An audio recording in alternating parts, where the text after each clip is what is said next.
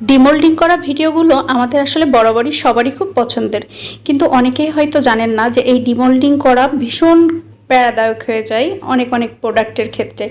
যেরকম মিষ্টি কুমড়ার এই যে দেখতে পাচ্ছেন যেটা, সেটা হচ্ছে নিচের পার্ট কিন্তু খুব সহজেই একটু ঘুরিয়ে ঘুরিয়ে নিয়ে আসলেই খোলা যায়, কিন্তু মিষ্টি কুমড়ার যে মাথার অংশটা এটা কিন্তু ভীষণ ঝামেলার। যেমন জুয়েলারি বক্সের মাথাটা, তো ওটা দেখা যায় যে একটু টান লাগলেই মাথাটা ভেঙে চলে আসে। বেশিরভাগ ক্ষেত্রেই 4-5টা জুয়েলারি বক্স বানাইলে তার মাথা হয়তো বা 2-1টা ঠিকঠাক আসে, আর বাদ বাকিগুলো ভেঙে যায়। তো এই সব সরু অংশ, যেই মোলগুলোর একটু সরু অংশ থাকে, সেইগুলো আসলে এমনভাবে প্রোডাক্টটা আটকে থাকে যেন সুপারগুলো দিয়ে লাগানো এরকম মনে হয়। তো সেই ক্ষেত্রে একটু ট্রিক্স ফলো করতে হবে।